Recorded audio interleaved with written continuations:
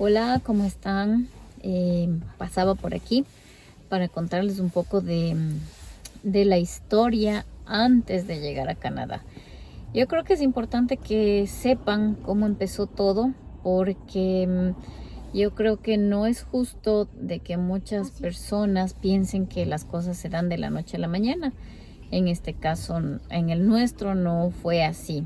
Entonces va a resultar un poco largo el video, pero lo voy a hacer por partes para que ustedes vayan conociendo cuál fue el proceso. Y aprovecho saludando a todos quienes han dejado sus comentarios, quienes han visto los videos. Fueron en su mayoría, un 99% de los comentarios son siempre positivos, agradables.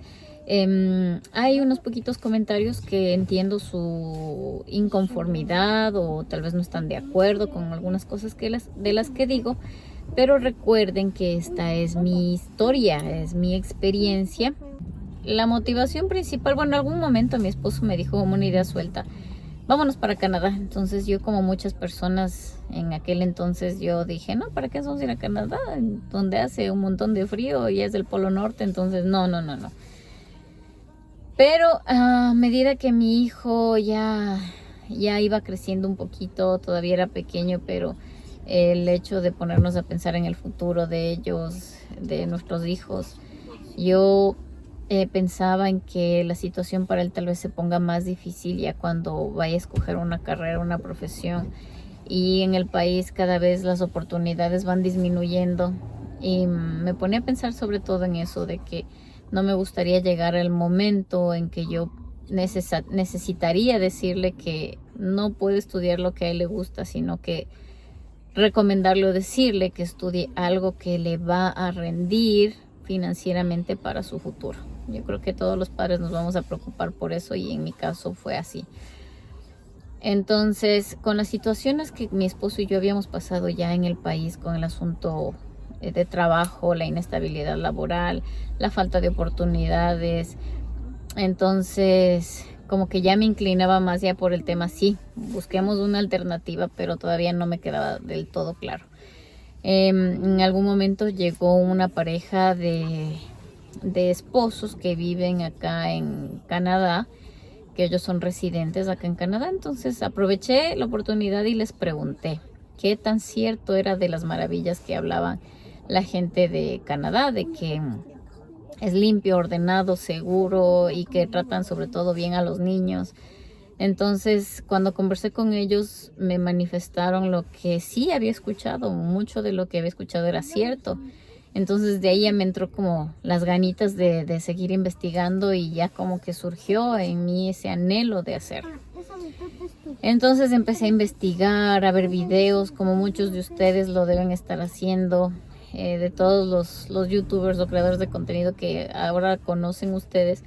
Yo los seguía casi desde el inicio, entonces me iba motivando más, me iba llamando más la atención. Empecé a entrar a la página del gobierno a ver qué opciones podíamos tener.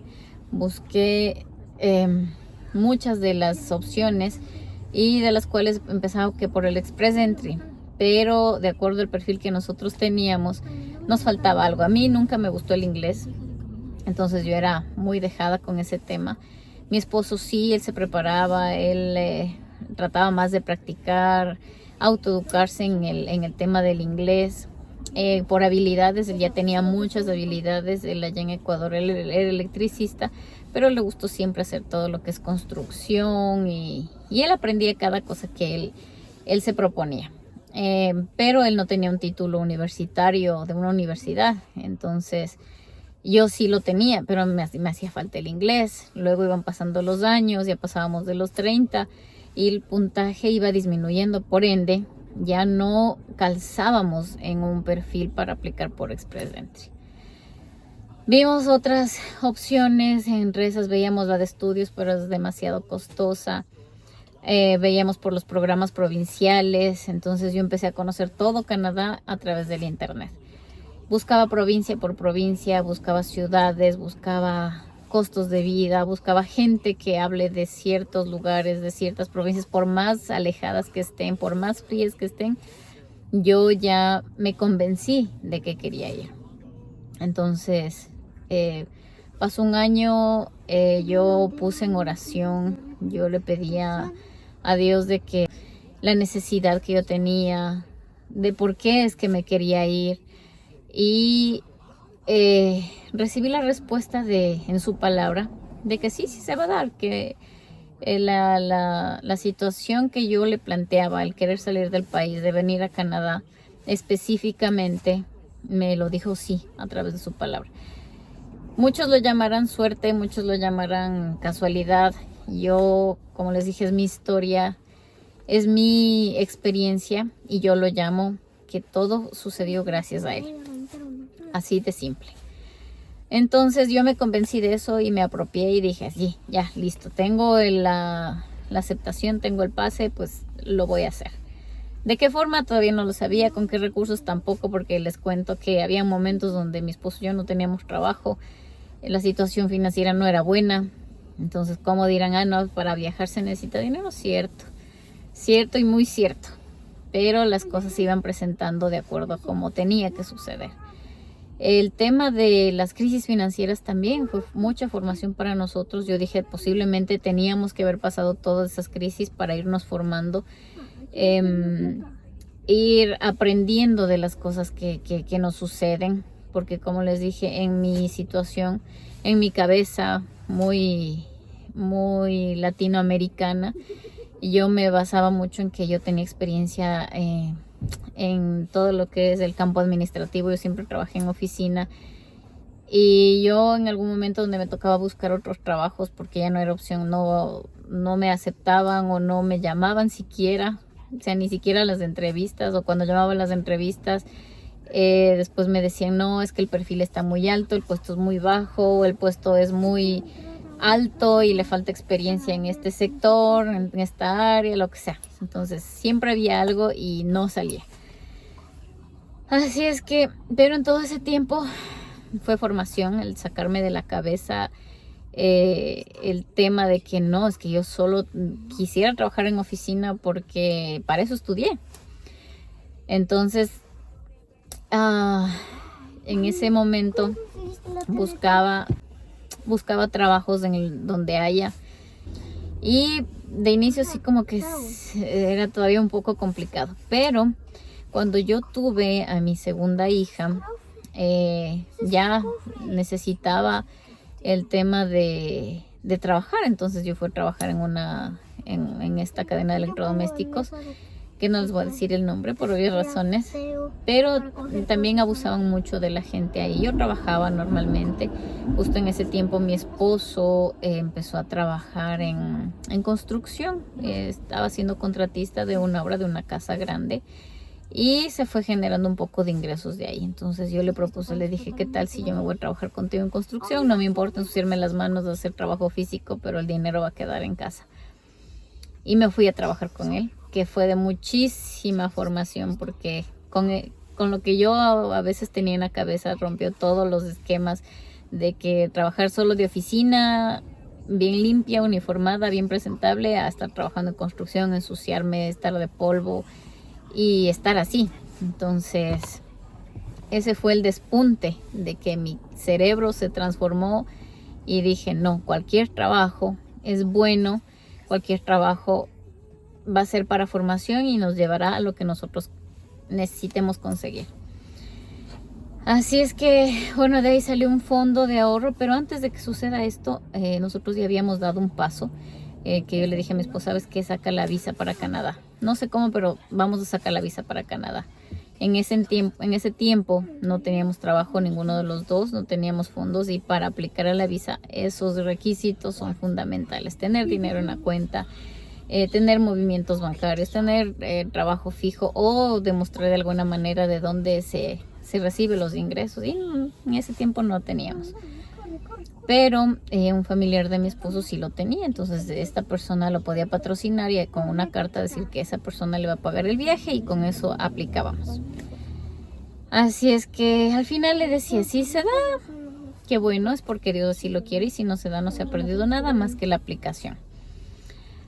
Total, le aprobaron, ya teníamos la visa, mi esposo tenía la visa en el bolsillo, y para cuando en algún momento podía presentarse, ¿no? Lo importante es dar al menos los pasos que a uno se le van presentando, hacer lo que a uno le corresponde y el resto pues ya Dios dará. En el trabajo que tenía ya fue ahorrando un poquito de dinero, se pudo comprar un carrito no nuevo, fue un carrito usado que al final le sirvió porque llegó un momento en donde otra vez entramos en crisis y le dije, ¿sabes qué? Ándate a Canadá. O sea, busca la manera, busca alguna forma, tal vez allá consigas a alguien que te pueda contratar o al menos saber si realmente el país es así como lo dicen. Así que vendió el carro, se fue y conoció un poco el país, cómo estaba. Al final yo le decía, lo peor que puede pasar es que te regresen, no te dejen entrar y hemos perdido el pasaje. Y ya, no importa, con que regreses sano y salvo está bien.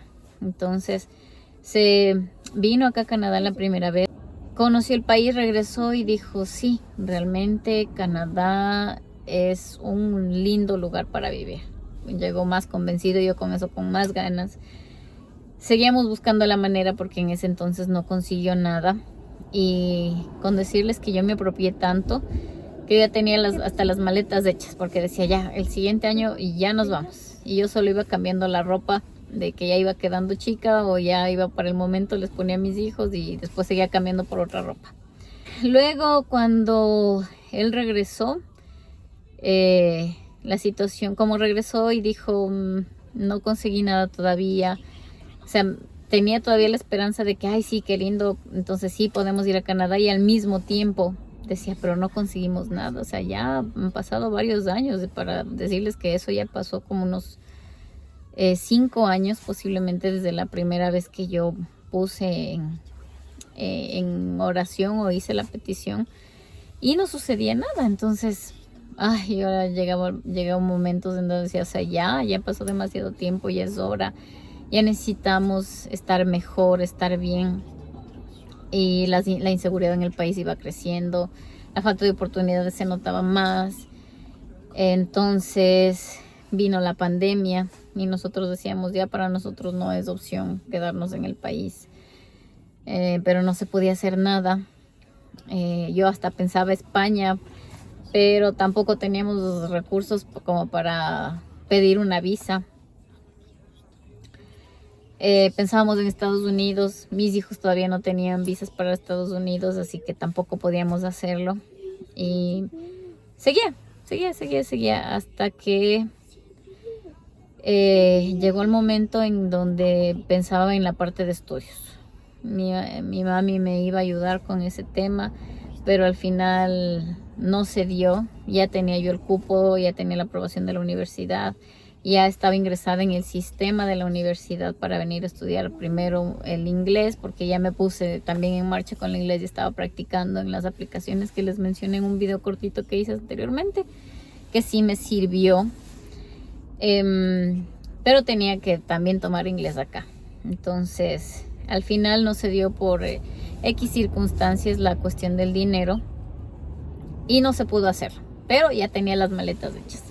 Al final dije, bueno, no importa, yo creo que de algún modo se dará, Dios sabrá por qué hace las cosas y el tiempo de Él son perfectos.